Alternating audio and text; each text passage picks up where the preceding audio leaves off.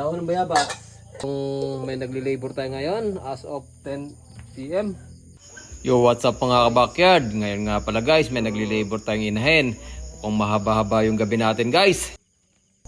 Ito yung guys, dumumi na siya kanina ng malambot, na malilit. So ito na yung natin, mainit at tubig natin. Handa natin lahat yung mabasahan. Tapos yung Mistral. Handa natin ito Mistral. Hindi natin lalagay yan. Ang anak ito, dugo na.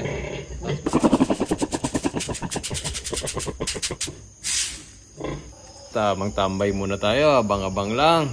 Bali, pampalipas oras, Netflix muna tayo guys. Bali, nakatulugan natin kagabi guys, hindi pa taga ng anak. Ngayong umaga, 8 AM na, wala pa rin. Ito na nga po, dahil nagtataka na ako sa sobrang tagal, dinukot ko na po. Yung unang nadukot ko ay medyo mahina, siguro nasopokit na rin sa loob.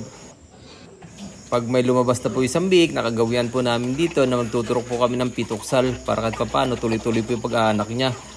Kawayan na rin namin dito kapag may nanganganak kaming inahin, nagpapakulo kami ng dahon ng bayabas.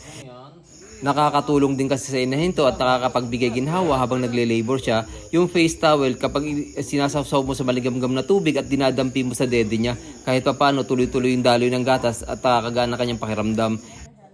Eto na nga, kahit nagturok na kami ng pituksal ay inaabot pa rin ng 30 minutes to 1 hour yung interval.